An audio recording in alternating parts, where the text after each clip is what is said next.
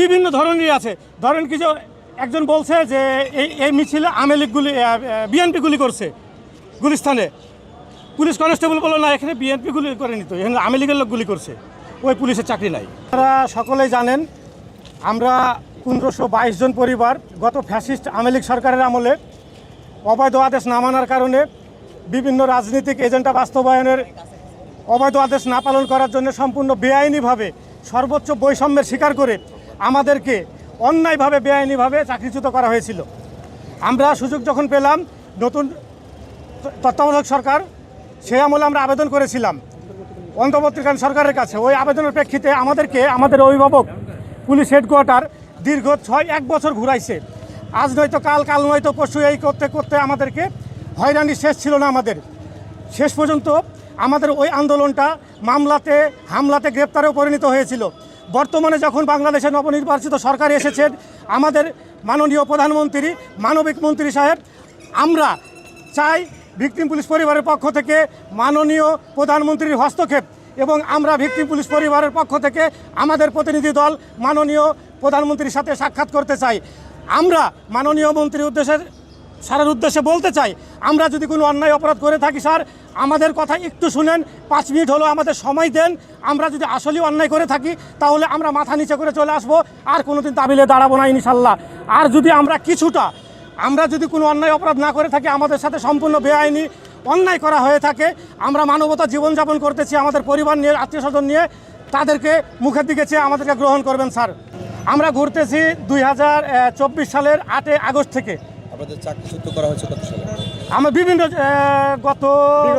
বিগত সরকারের আমলে। এটাতে হুমকি না, এটা হচ্ছে দেখেন আমরা কেউ অপরাধ করি নাই, অথবা ছোট্ট অপরাধ যার জন্য হালকা পানিশমেন্ট দিলেই পারতো। সেই সব কারণে একজনের চাকরি 20 বছর 30 বছর আমাদেরকে কোনো কিছু সুযোগ সুবিধা না দিয়ে পুরো খালি হাতে পাঠাই দিছে। আমরা আত্মীয় স্বজন, বউ বাচ্চা, স্ত্রী, এরা কেনা কই যাব। আমরা যাওয়ার পরে মানে নিলাম, চাকরি চলে গেলাম। ওখান থেকে যে বিভিন্ন মামলার বাদী থাকি, সাক্ষী দিতে যাওয়া লাগে। আবার কর্মক্ষেত্রের জন্য কেউ রিক্সা চালায়, কেউ পাঠাও চালায়, কেউ চার দোকান দেয়, কেউ পানি বিক্রি করে। ওই পাঠাওয়ের আস্থাটাও অনেক সময় সন্দেহ করে পুলিশ কেড়ে নেয় যে চাকরিচ্যুত পুলিশ আর ক্রাইমের সাথে জড়িত। আমরা যদি ক্রাইমের সাথে জড়িতই থাকতাম তাহলে তো এতদিনে আমাদের নামে বহু কিছু ক্রাইম বের হতো। আমার Bangladesh police, Bangladesh victim police, আমি জোর গলায় বলতে পারি তাদের মুখপাত্র হয়ে, কেউ কোনো প্রকারের ক্রাইম এবং দেশ বিরোধী, সরকার বিরোধী কোনো অপরাধের সাথে জড়িত নাই। সচিবালয়ে আসছিলাম, আমরা মাননীয় প্রধানমন্ত্রীর হস্তক্ষেপ চাই আমাদের এই ফাইলের বিষয়ে, এবং আমরা সাক্ষাৎ করতে চাই ওনার সাথে। স্মারকলিপি দিছি, বিভিন্ন ধরনেরই আছে। ধরেন কি যে একজন বলছে যে এই মিছিলে আওয়ামী লীগ বিএনপি গুলি করছে গুলিস্তানে। পুলিশ কনস্টেবল বললো না, এখানে বিএনপি গুলি করেনি, তো এখানে আওয়ামী লীগের লোক গুলি করছে, ওই পুলিশের চাকরি নাই। একজন সত্য কথা ফেসবুকে লেখছে, কমেন্ট করছে, উনার চাকরি নাই। একজন মাদকের বিরুদ্ধে, মাদক বিরোধীর শ্রেষ্ঠ অফিসার, বারবার মাদক উদ্ধারে, মাদক অভিযানের শ্রেষ্ঠ অফিসার, তাকে ড্রপ টেস্ট করে বাড়ি পাঠাই দিল। এই ড্রপ টেস্টটা ছিল মূলত বেনজিরের একটা কৌশল, মাদক ব্যবসায়ীকে লালন পালন করার জন্য এই মাদকের বিরুদ্ধে শ্রেষ্ঠ অফিসারগুলোকে ড্রপ টেস্ট করে বাড়ি পাঠাইছে। আমরা চাচ্ছি যে আমরা যদি ন্যায়সঙ্গত থাকি, আমরা যদি কোনো অন্যায় না করে থাকি, বৈষম্যের আমরা সর্বোচ্চ শিকার, আমরা খুব অসহায়, একটু পরীক্ষা করে দেখবেন। আমরা চাই মাননীয় প্রধানমন্ত্রীর সাথে সাক্ষাৎ করতে। আমাদের সংখ্যাটা মূলত ছিল 2200-র ওপরে, কিন্তু পুলিশ হেডকোয়ার্টারের মতে যে আমাদের 1522 জন, আমরা 90% বৈষম্য এবং অন্যায় শিকার, 90% আমরা চাকরিতে পূর্ণবহাল হতে পারি। আমরা আমাদের এখানে পবিত্র রমজান মাস এবং নতুন সরকার, নতুন বাংলাদেশ গড়ার লক্ষ্যে এসেছেন।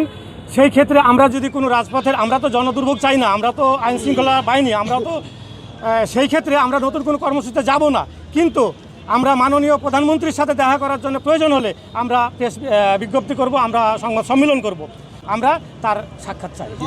বর্তমান সরকার তথা মাননীয় প্রধানমন্ত্রী তারেক রহমানের দৃষ্টি আকর্ষণ করে বলছি যে আমরা অসহায়। বিগত আওয়ামী লীগ সরকারের আমলে প্রায় 1500 পরিবার পুলিশ, ভিকটিম পুলিশ পরিবার, এখন আমরা মানবেতর জীবনযাপন করতেছি। আমরা হাসিনা সরকার পদত্যাগের পলায়নের পর আমরা অধীর আশা নিয়ে আমরা ইউনূস সরকারের কাছে, আমরা ইন্টারিম গভর্নমেন্টের কাছে গিয়েছিলাম। উনি আমাদেরকে আশ্বস্ত করেছিলেন, আপনারা হয়তো সাক্ষী আছেন, উনি বলেছিলেন যে তোমাদেরকে আবার শপথে ফিরিয়ে দেওয়া হবে আমাদেরকে একটা চিঠি ইস্যু করছিলেন। তারপর একটা কমিটি করে আমাদের সাথে মোটামুটি একটা প্রতারণা করা হয়েছে। আমাদেরকে দীর্ঘ একটা বছর ঘুরিয়ে আমাদেরকে দীর্ঘ 1 বছর ঘুরে ফিরে তারপরে আমরা যখন আমরা কিছুই পাইলাম না, একটা সুপারিশমালা দিছে, বলছে যে আপনাদেরকে আমাদেরকে আদেশ দেওয়া হয়েছিল মানবিক বিবেচনায় পুনর্বহাল করার জন্য। সেখানে তারা ত্রুটি বিচ্যুতি নিরসনের লক্ষ্যে কমিটি গঠন করে আমাদেরকে একটা ঝুলন্ত অবস্থায় ফেলে দিচ্ছে কোনো। আর আমাদের মিডিয়াতেও ওনারা কিন্তু প্রচার করছে, আপনারা তার সাক্ষী। দেশবাসী সবাই জানে আমরা চাকরি ফিরে পেয়েছি, আমাদের আত্মীয় স্বজন জানে, অথচ আসলে আমরা রাস্তায় পড়ে আছি। আমরা চাই মাননীয় প্রধানমন্ত্রী তারেক রহমান সহ আমরা এই যে আজকে ওনার কাছে আবেদন দাখিল করলাম, মাননীয় স্বরাষ্ট্রমন্ত্রীর কাছে আবেদন দিলাম যে 1522 আসছে কি জন্য। আমরা 22-2300 লোক চাকরিচ্যুত আবেদন করেছিলাম। পুলিশ হেডকোয়ার্টার 1522 জন যাচাই বাছাই করে চাকরি ফেরত দেবে বুঝে আমাদেরকে আশ্বস্ত করেছিল এবং আপনাদের সামনে এই হেডকোয়ার্টারের সামনে আমাদেরকে বলেছিল যে তোমাদের 80-90% বহাল হয়ে যাবে। সেই হিসেবে আমাদের 1522 জন লিস্ট করেছে চাকরি দেওয়ার জন্য, কিন্তু বিগত আইজি সাহেব আজ কাল করতে করতে এতদিন আসছে।